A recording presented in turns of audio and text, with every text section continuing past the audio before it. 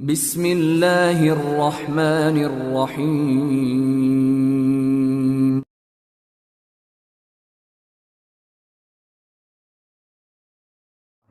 Assalamualaikum warahmatullahi wabarakatuh. Alhamdulillahirabbil alamin wal aqibatu lil muttaqin wala udwana illa 'alal zalimin.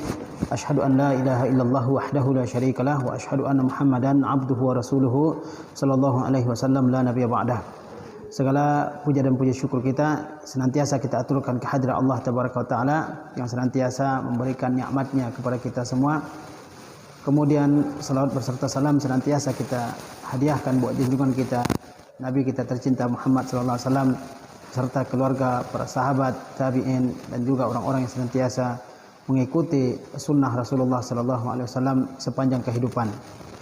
Pada siang hari yang berbahagia ini kita akan melihat sekilas tentang fiqih udhiyah, yaitu fiqih berkorban yang insyaallah akan kita lakukan dalam beberapa waktu ke depan. Ada beberapa poin yang akan kita bicarakan. Saya akan ambil dari kitab Sahih Wasaiyar Rasul karangan Syekh Sa'ad Yusuf Abu Aziz hafizahullah taala. Di antara poin yang akan kita bahas adalah pengertian udhiyah atau kurban, kemudian dalil yang mensyariatkannya, hukumnya, keutamaannya, kemudian kapan udhiyah atau kurban tersebut diwajibkan, kemudian apa hikmahnya dan dengan apa seseorang bisa berkorban, kemudian hewan kurban tersebut bisa mencukupi berapa orang. Ini beberapa poin yang akan kita bahas dalam pertemuan ini. Poin yang pertama adalah definisi dari udhiyah atau pengertian dari udhiyah. Ya, kita baca di sini al-udhiyatu wad-dhahiyatu ismun lima yuzbahu minal ibli wal baqri wal ghanam yauman nahri wa ayyamat tasyriqi taqarruban ila Allah taala. Udhiyah, jadi istilah yang lebih dikenal itu dalam istilah fikih adalah udhiyah. Ya, kalau dalam masyarakat Indonesia dikenal dengan istilah kurban ya, tapi dalam buku-buku fikih ya, dikenal dengan istilah udhiyah ya. Apa pengertian udhiyah? Dalam bahasa yang lain disebut juga dengan dhahiyah. Jadi ada udhiyah atau dhahiyah ya, yaitu nama bagi yang disembelih baik berupa unta atau sapi ataupun kambing. Yauman nahri pada hari penyembelihan, wa yaumut tasyrik dan juga pada hari-hari tasyrik, taqarruban ila Allah taala sebagai upaya untuk mendekatkan diri kepada Allah Subhanahu wa taala. Jadi udhiyah itu adalah nama bagi hewan ternak baik itu berupa unta, sapi ataupun kambing termasuk kerbau yang disembelih pada hari nahar. Kemudian juga pada hari-hari tasyrik. Untuk apa? Taqarruban ila Allah taala, untuk mendekatkan diri kepada Allah Subhanahu wa taala. Jadi udhiyah ini termasuk salah satu ibadah yang tidak boleh kita persembahkan kecuali kepada Allah Subhanahu wa taala. Ya, kalau kita mempersembahkan suatu ibadah kepada selain Allah Subhanahu wa taala, maka perbuatan tersebut termasuk perbuatan menyekutukan Allah Subhanahu wa taala yang tidak akan Allah terima. Innallaha la yaghfiru ayyushraka bihi wa yaghfiru ma duna zalika liman yasha. Sungguhnya Allah tidak akan mengampuni apabila dia disekutukan dengan sesuatu, dan Allah akan mengampuni dosa ya, di bawah dosa syirik itu bagi siapa yang Allah kehendaki. Kemudian tentang ya pensyariatannya, Syekh berkata, wa qad syara Allah taala al-udhiyata biqaulihi subhanahu wa taala. Ya, dan sesungguhnya Allah telah mensyariatkan, telah menetapkan adanya udhiyah ini ya melalui firman-Nya Allah Subhanahu wa taala, inna a'tainakal kautsar wa shalli lirabbika wanhar inna syani'aka huwal abtar. Yaitu surah Al-Kautsar ya, dari ayat 1 sampai ayat 3. Sesungguhnya kami telah memberikan engkau Al-Kautsar. Kautsar itu adalah nikmat Allah Subhanahu wa taala yang sangat banyak. Di antaranya adalah telaga di surga yang Allah Subhanahu wa taala janjikan bagi Nabi sallallahu alaihi wasallam. Sesungguhnya kami telah memberikan kepada engkau Al-Kautsar. Kemudian fashalli lirabbika wanhar, maka salatlah engkau demi Rabb engkau, dan wanhar ya sembelihlah. Wanhar yaitu menyembelih unta ya.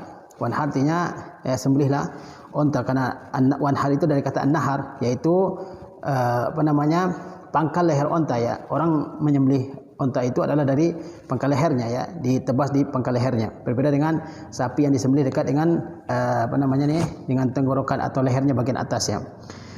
Jadi Allah SWT memerintahkan nabinya untuk mengerjakan salat dan juga memerintahkan nabinya yang mulia untuk menyembelih hewan ya, hewan ya. Termasuk diantaranya apa? Menyembelih unta. Kemudian Allah mengatakan inna syani'aka huwal abtar. Sesungguhnya orang yang benci akan engkau dialah orang yang terputus dari nikmat Allah Subhanahu wa taala. Ini dalil yang menunjukkan disyariatkannya udhiyah ya.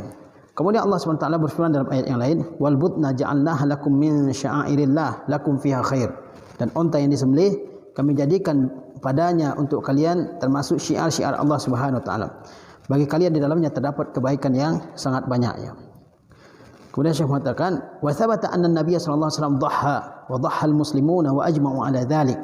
Dan ya, telah ada riwayat yang sahih bahwasanya Nabi SAW telah melakukan kurban dan juga kaum muslimin ya telah melakukan kurban juga, wa ajma'u ala zalik, dan mereka sepakat ya atas hal tersebut. Jadi ada ayat Al-Qur'an yang menerangkan disyariatkannya kurban seperti surah Al-Kautsar ayat 1 sampai 3, seperti juga surah Al-Hajj ayat 36, wal budna ja'alnaha lakum min sya'airillah.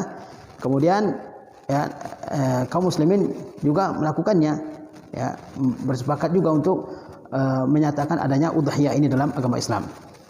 Jadi yang namanya udhiyah itu ada dalam agama Islam. Kemudian sekarang kita lihat hukumnya. Amma an hukmiha, adapun tentang hukumnya, tentang hukum udhiyah, bagaimana hukum udhiyah itu ya. Fakhtalafal ulama, maka ulama berselisih pendapat. Wa minhum man qala, di antara mereka ada yang berpendapat annaha sunnatun muakkadatun, innaha sunnatun muakkadah. Sesungguhnya dia adalah sunnah muakkadah, yaitu suatu sunnah. Ya, sunnah artinya ibadah yang tidak mencapai derajat atau tingkatan wajib ya. Ya. Tetapi dia muakkadah, sunnah yang ditekankan. Artinya dia sangat dianjurkan untuk dilakukan ya. Jadi pendapat sebagian ulama ya. Jadi udhiyah itu menurut mereka hukumnya adalah sunnah muakkadah, yaitu suatu sunnah, suatu perbuatan sunnah yang tidak wajib namun sangat ditekankan untuk dikerjakan. Wa yukrahu tarkuha ma'al qudrati 'alaiha, dan dimakruhkan, dianggap makruh meninggalkannya disertai dengan kemampuan untuk melakukannya. Jadi ini pendapat sebagian ulama ya, bahwasanya kurban itu adalah sunnah muakkadah, atau pendapat mayoritas ulama ya, bahwasanya udhiyah atau berkurban itu hukumnya adalah sunnah muakkadah dan makruh meninggalkannya di saat ada kemampuan untuk melakukannya. Nah, mengenai kemampuan untuk melakukan kurban ini, kata ulama batasannya adalah tatkala seseorang memiliki harga untuk membeli seekor hewan kurban, entah itu kambing atau sepertijuh dari sapi misalnya, kemudian ada kecukupan untuk dirinya dan keluarganya serta orang-orang yang menjadi tanggungannya selama hari raya dan hari-hari tasyrik berikutnya. Nah, ketika seseorang sudah memiliki kesanggupan tersebut, maka dia sudah dianggap mempunyai kesanggupan, dan di saat itu dia sudah dianjurkan untuk berkurbannya. Apa dalilnya? Di hadis Anasin, sesuai dengan hadis Anas, anna Nabi sallallahu alaihi wasallam dhaha bi kabshaini amlahaini aqranaini zabahahuma biyadihi wa samma wa kabbar. Dalilnya adalah hadis Anas, bahwasanya Nabi sallallahu alaihi wasallam telah menyembelih 2 ekor kambing yang amlah.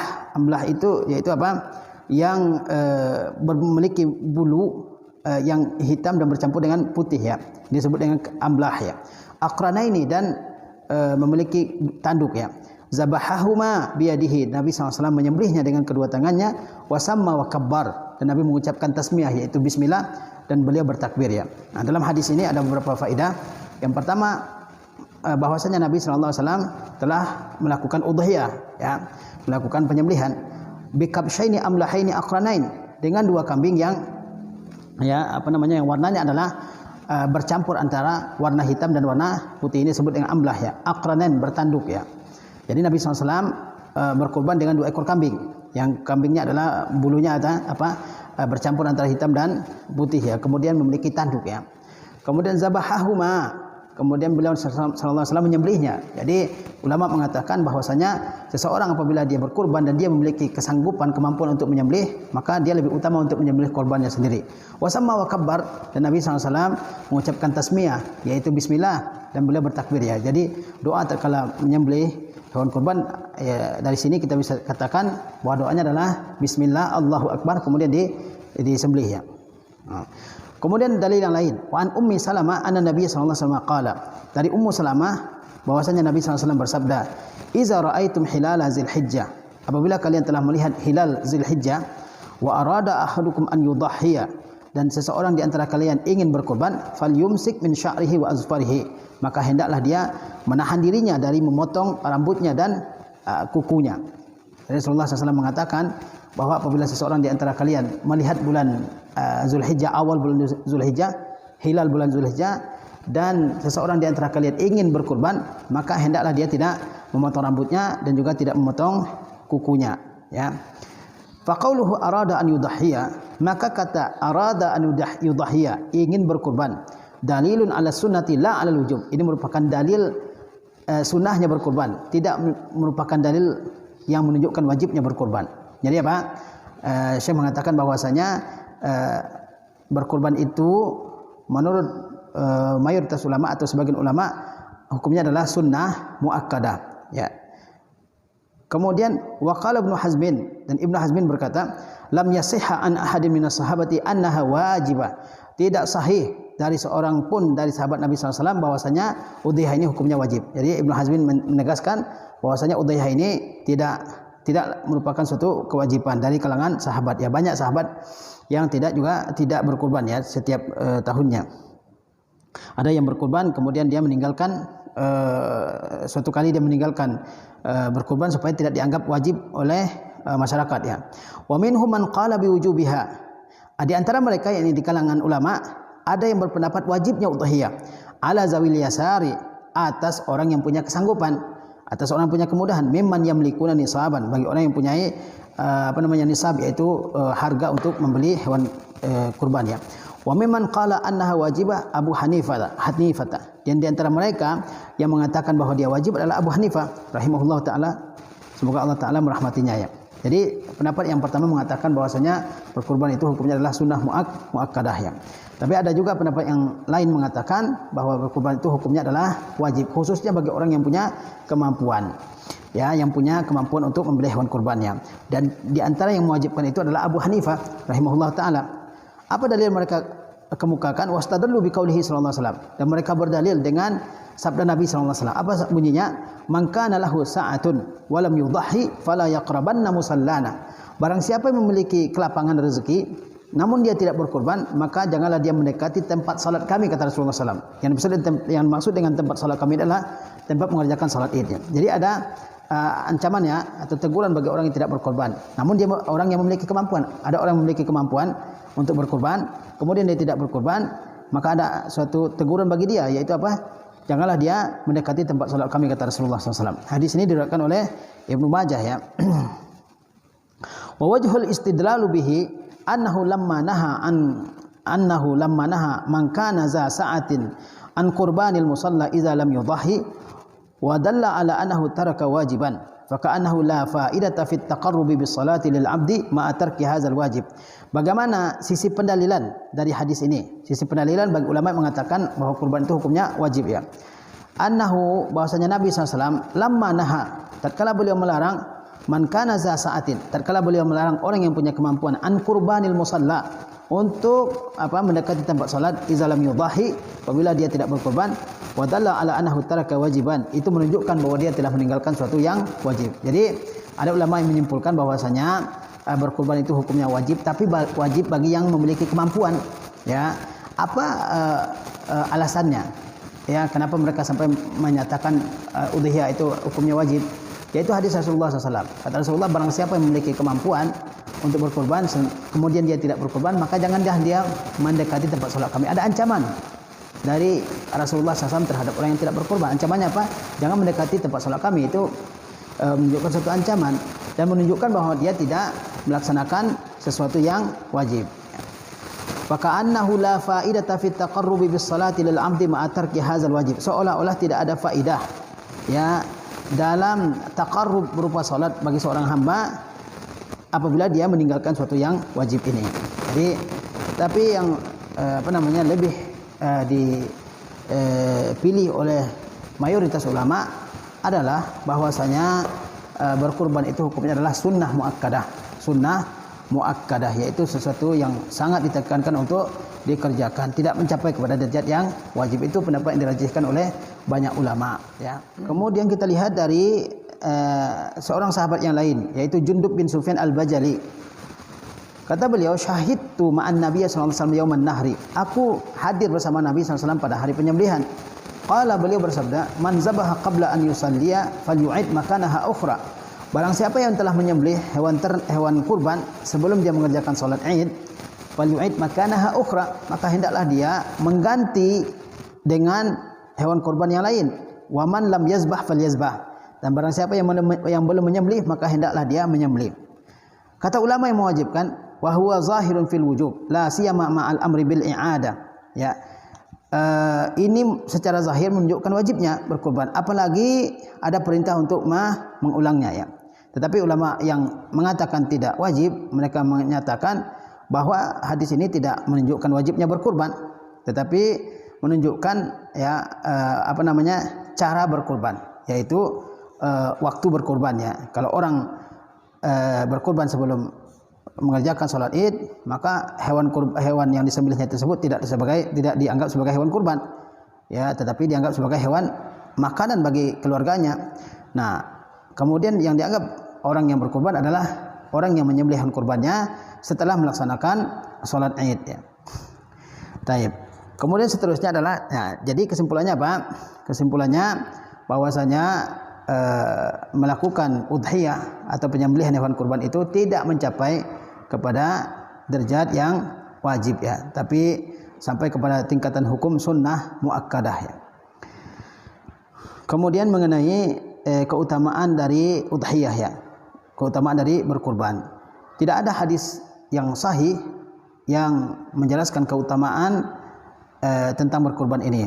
Hadis-hadis yang menjelaskan tentang keutamaan berkurban secara khusus, itu kata ulama ada pembahasan di dalamnya. Ya, di antaranya apa? Faqad waradat ahaditsu fi fadlil udhiyah. Ya, sungguh telah banyak hadis-hadis yang datang mengenai keutamaan berkurban. Fi sanadiha maqal. Dalam sanadnya ada pembahasan. Dalam sanad hadis keutamaan berkurban itu ada pembahasan. Jadi dia tidak tidak dinyatakan sebagai hadis yang sahih ya. Masih ada maqal atau pembahasan di dalamnya, apakah rawinya dianggap thiqah atau tidak ya. Di antaranya apa?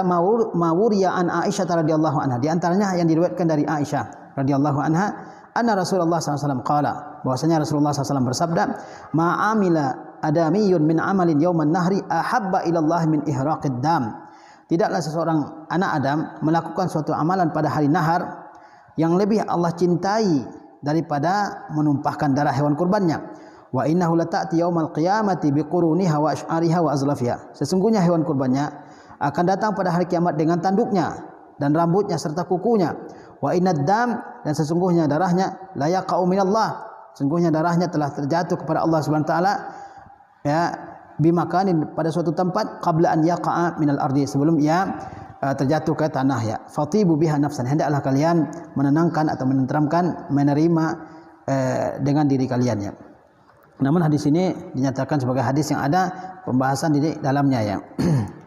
Kemudian ya, ada beberapa hadis yang lain yang menunjukkan keutamaan berkurban ya. Namun tadi hadis secara khusus tidak ada yang sahih ya. Tetapi ulama mengatakan bahwasanya tentang berkurban ini meskipun tidak ada hadis khusus tentang keutamaannya, yang jelas dia merupakan suatu bentuk ketaatan kepada Allah SWT jika seseorang mengerjakannya. Tadi Allah SWT berfirman, inna a'tainakal kautsar fasalli lirabbika wanhar. Ya, sungguhnya kami telah memberikan nikmat yang banyak kepada engkau, maka kerjakanlah salat dan berkurbanlah engkau. Jadi kalau kita mengerjakan kurban, itu merupakan suatu bentuk ketaatan kepada Allah Subhanahu wa taala, dan Allah Subhanahu wa taala akan memberikan ganjaran atas ibadah tersebut ya.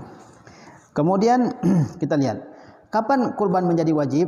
Mata tajibul udhiyah, kapan kurban menjadi wajib ya hukumnya pada seseorang?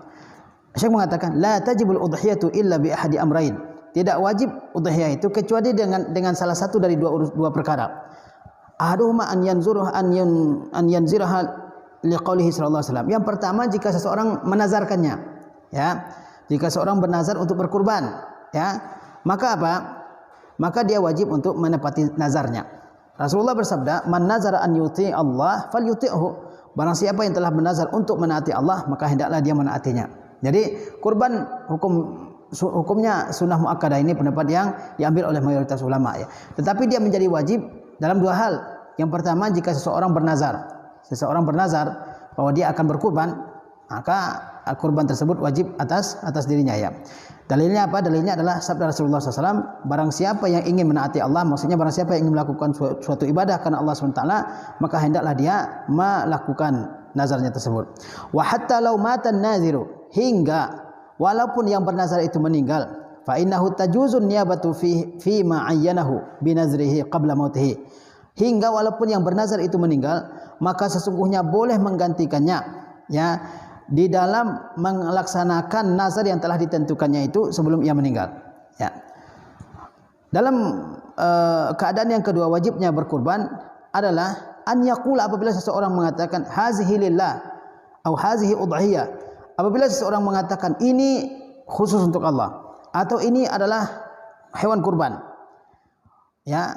Wa inda Malik, ketika seseorang mengatakan ini untuk Allah dan ini adalah hewan kurban, ketika dia mengucapkan hal tersebut, maka itu sudah menjadi suatu kewajiban bagi dia untuk untuk berkurban ya. Wa inda Malik idza ishtaraha niyyatuhul udhiyata wajabat, dan menurut Imam Malik apabila seseorang membeli hewan sedangkan niatnya adalah untuk dikurbankan, maka kurban tersebut telah wajib, jadi enggak boleh dibatalkan.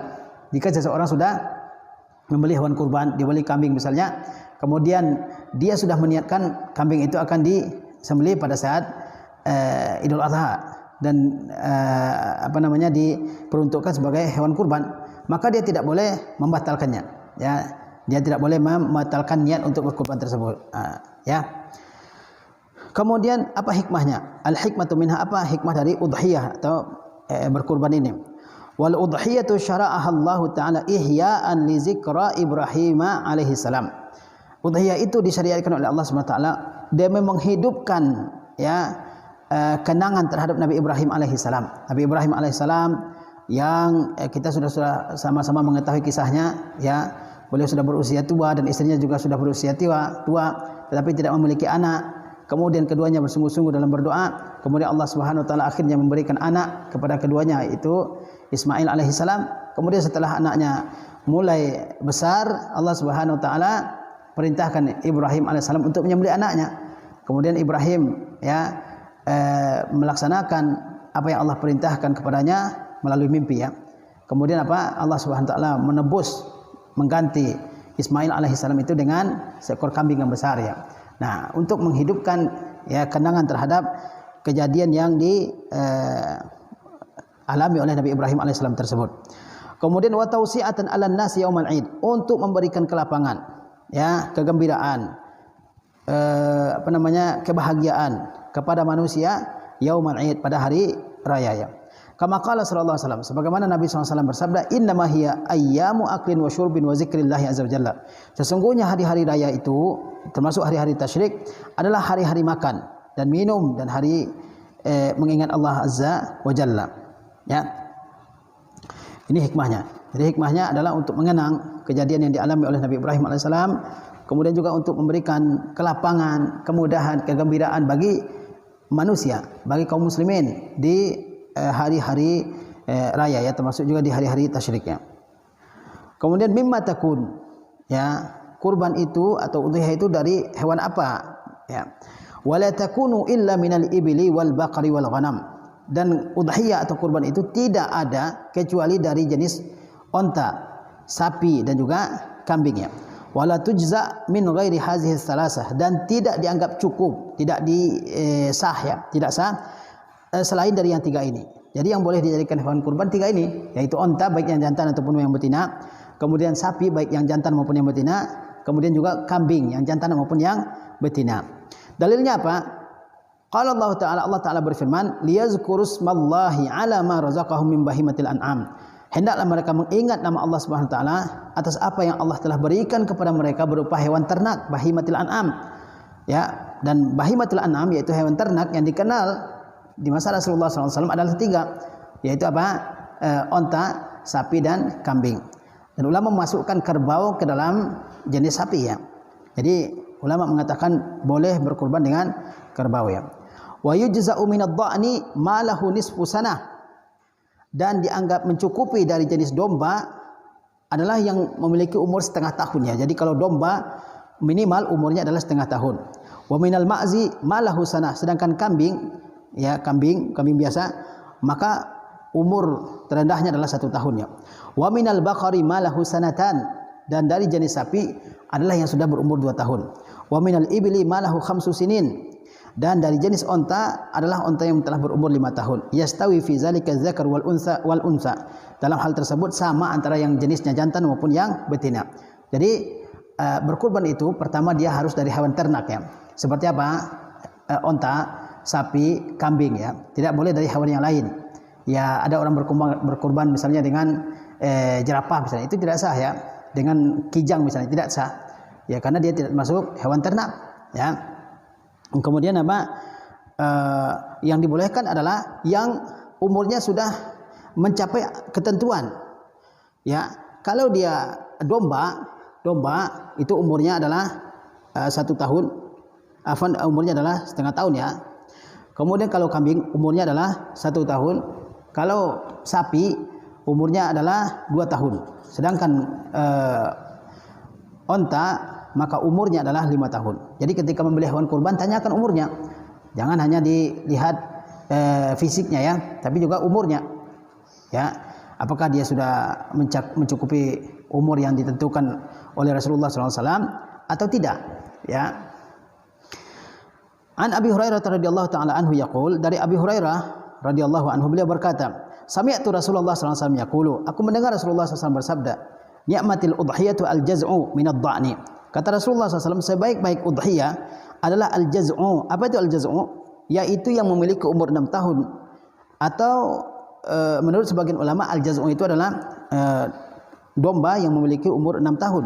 Dan sebagian lagi mengatakan al-jaz'u adalah domba yang memiliki umur 1 tahun. Ya. Jadi apa? Minimal kalau dia berupa domba umurnya adalah 6 bulan ya. Atau 1 tahun menurut sebagian ulama. Ya. Wa an Uqbah bin Amirin qala, dari Uqbah bin Amir dia berkata, qultu ya Rasulullah asabani jaz'un. Aku berkata, wahai Rasulullah, aku memiliki jaz'un. Ya. Qala dhahhi bihi. Rasulullah bersabda, berkurbanlah engkau dengannya.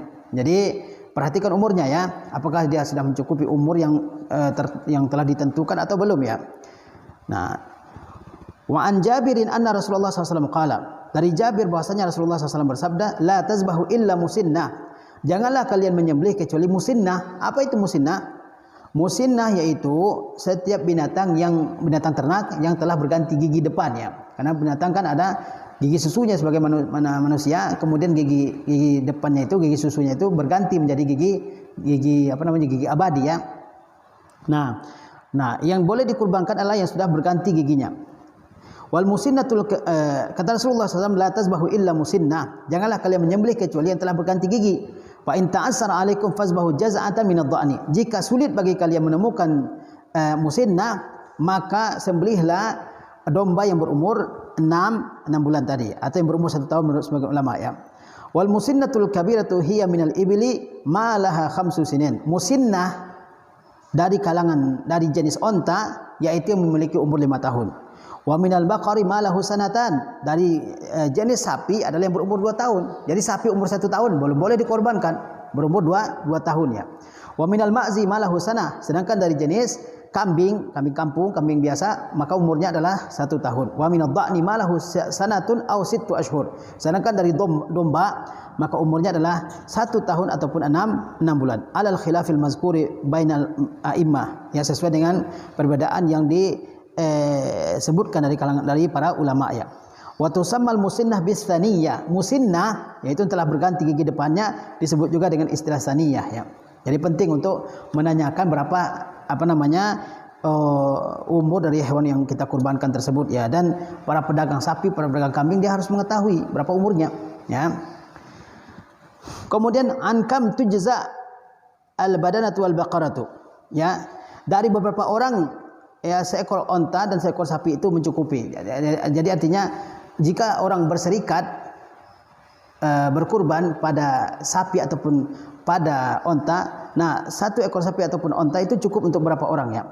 An Ibnu Abbasin qala, dari Ibnu Abbas beliau berkata, kunna ma'a Rasulullah SAW fi safarin.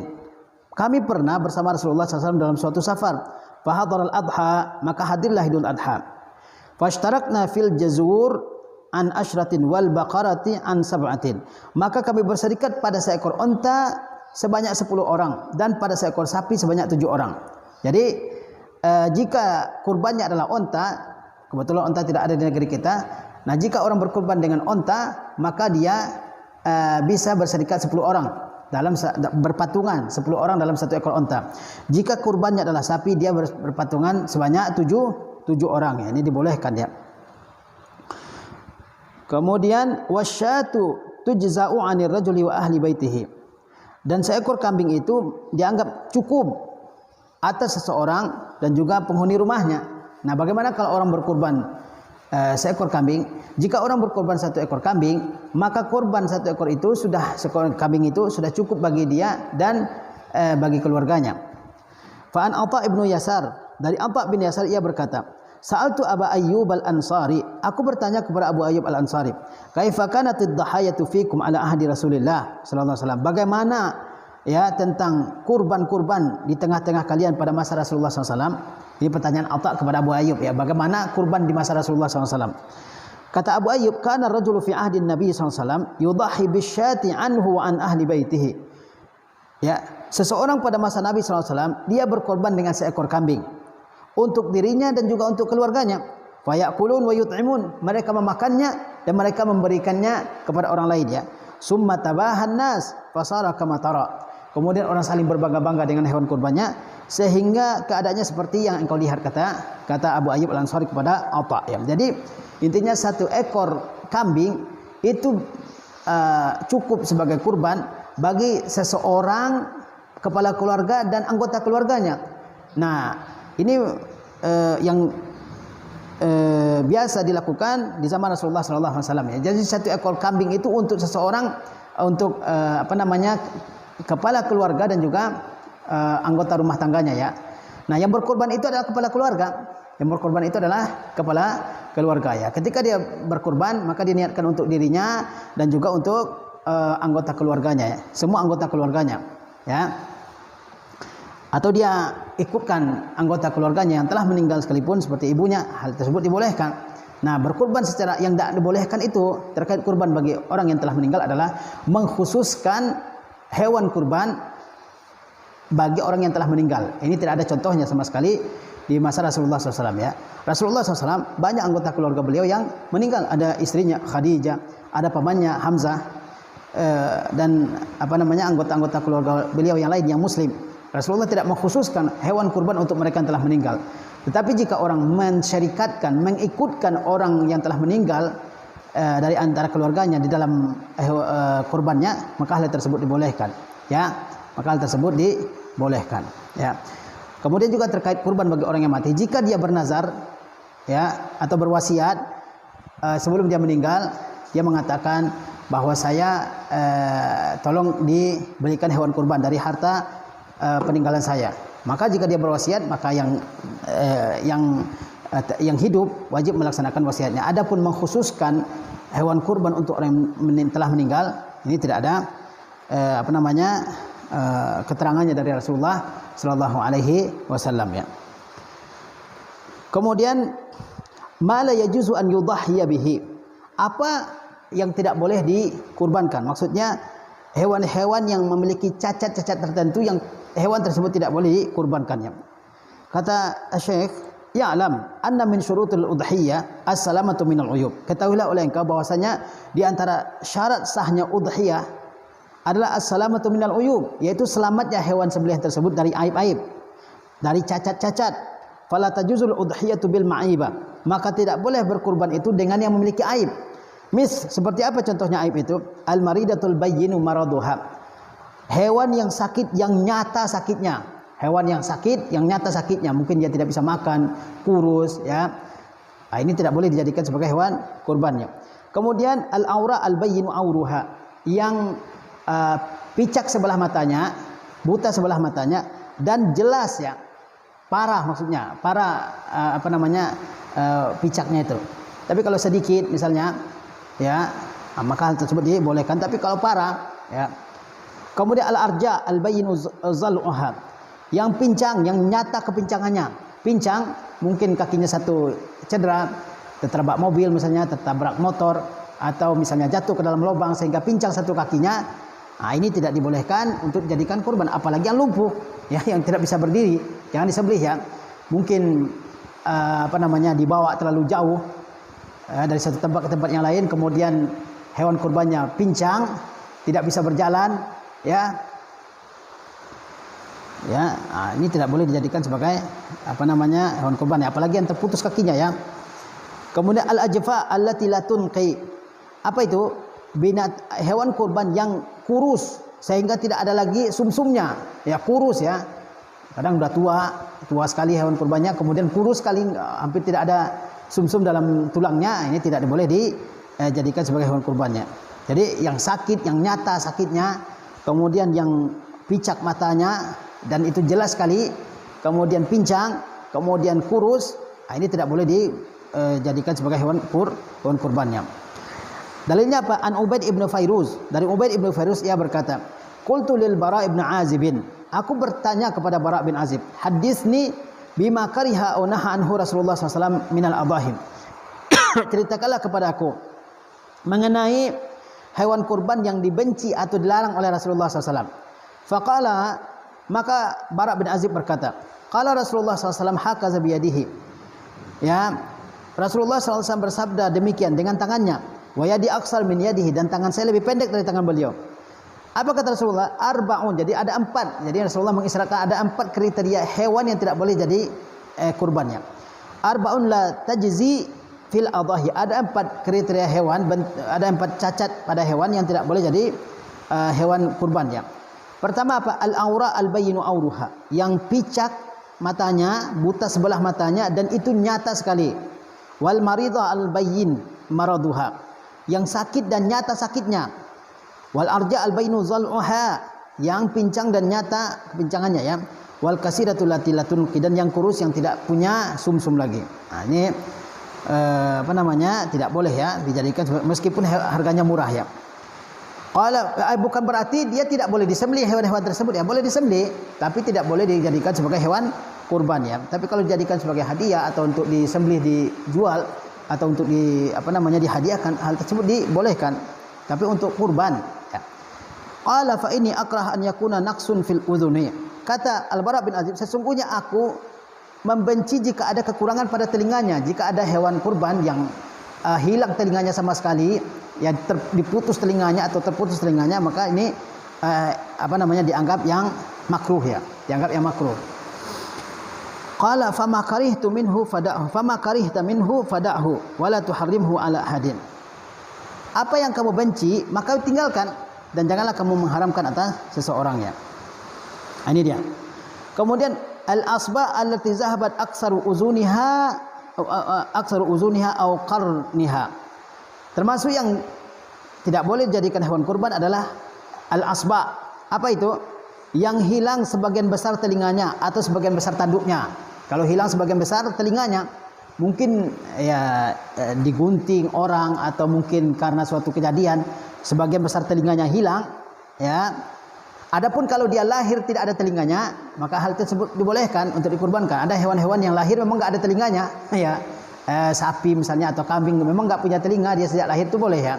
Tapi hewan yang lahir dia punya telinga, kemudian diputus atau ada kejadian mungkin berkelahi dengan dengan hewan yang lain sehingga putus telinganya, maka ini juga tidak bolehkan untuk untuk dikurbankannya.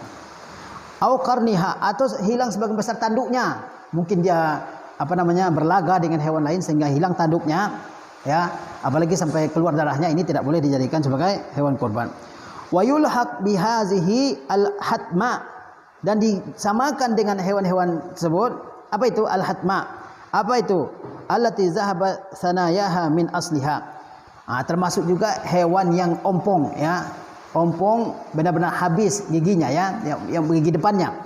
Ini tidak boleh dijadikan sebagai hewan kurban. Jadi diperiksa sebelum sebelum membeli ya. Jangan dilihat fisiknya aja, lihat giginya, lihat juga telinganya, lihat kakinya, lihat juga belakangnya dan seterusnya ya. Wal asma, apa itu? Man kasara ghilafu qarniha, yaitu yang terpecah lapisan tanduknya ya. Wal amya, yang buta.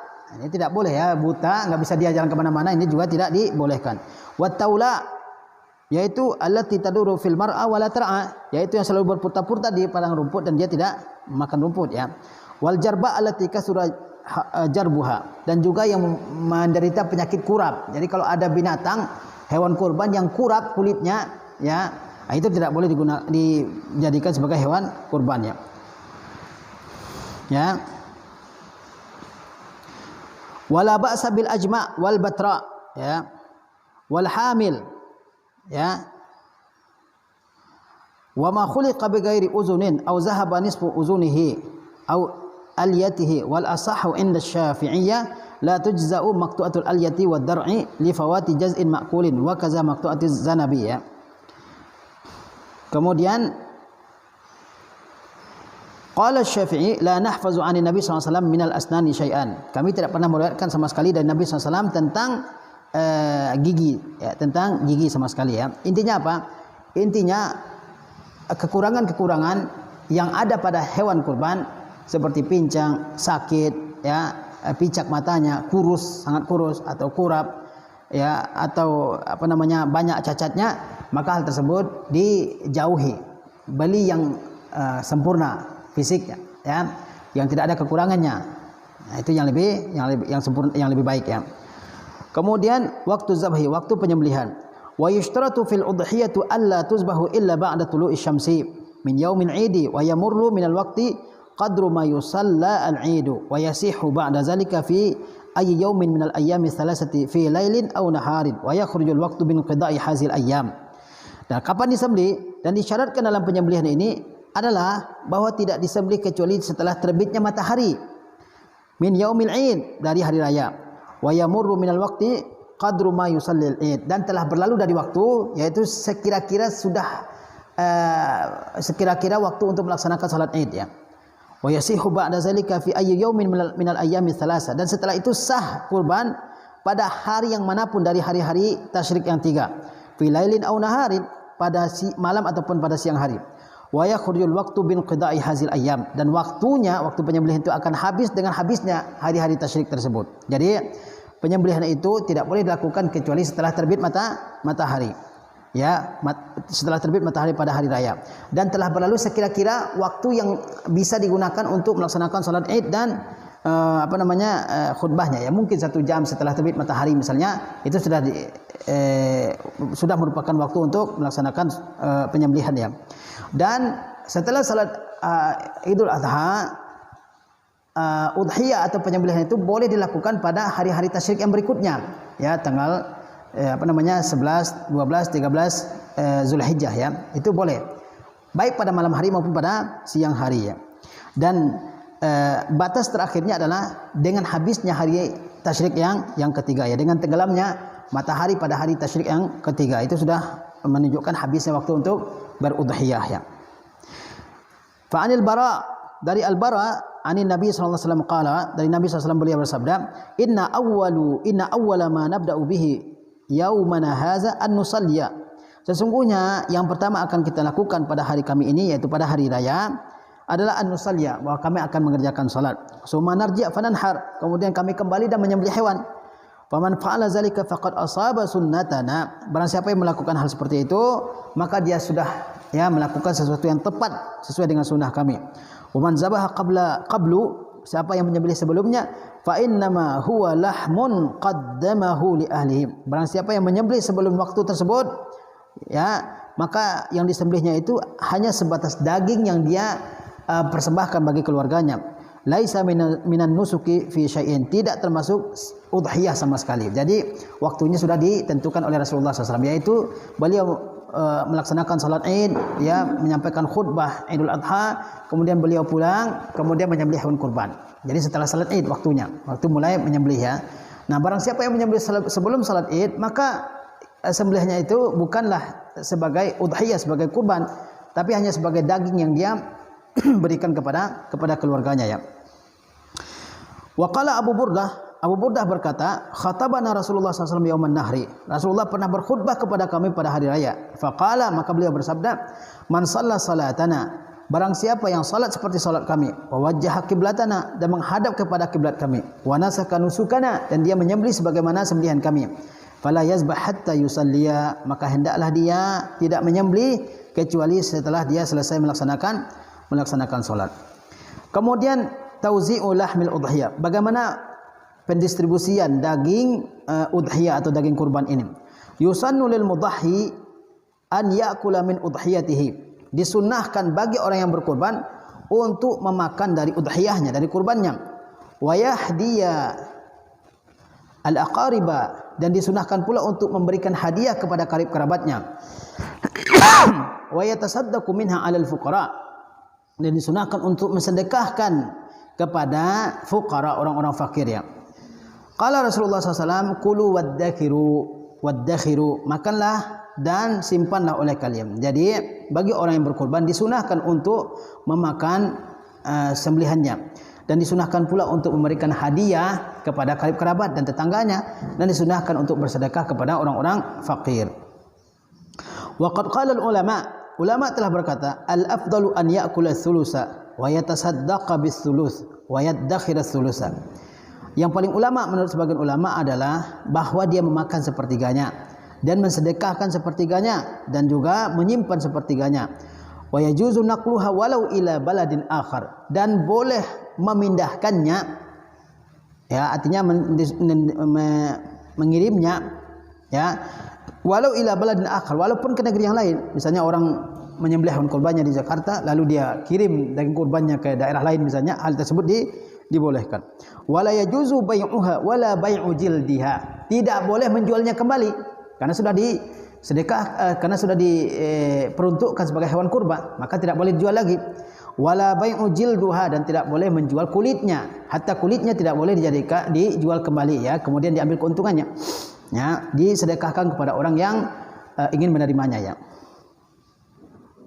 Wala yu'tal jazzaru min lahmiha syai'an ka ajrin, dan tidak diberikan al-jazzar, yaitu tukang sembelih hewan ya, min lahmiha, dari dagingnya, syai'an, jadi orang yang menyembelih atau orang yang berprofesi sebagai penyembelih hewan, upahnya tidak boleh diambil dari hewan kurban yang disembelihnya ya. Walahu an yukafi'ahu nazira amalihi, dan orang yang memiliki hewan kurban bisa memberikan imbalan kepada tukang sembelih dari hartanya yang lain ya. Wa inna ma yatasaddaqu bihil mudahhi ya, wa inna ma yatasaddaqu bihil mudahhi, namun dia boleh untuk bersedekah ya dengan dagingnya. Au yattakhiza ma yantafi'u bihi, atau mengambil apa yang bisa dia manfaatkan. Jadi apa? Jadi orang yang kalau di kampung-kampung kita umumnya orang tidak menyembelih hewan kurban dengan mengupahkan kepada tukang jagal, tapi masyarakat yang bergotong royong ya, dan tidak ada yang berprofesi sebagai jagal lah. Itu tidak masalah kalau dia mengambil ya, karena dia tidak berprofesi sebagai jagal. Adapun orang yang berprofesi sebagai jagal, sehari-harinya dia adalah jagal, kemudian dia membantu seseorang dalam menyelenggarakan hewan kurbannya, maka sebagai upahnya tidak boleh dagingnya. Dia memberikan upah dari hartanya yang lainnya.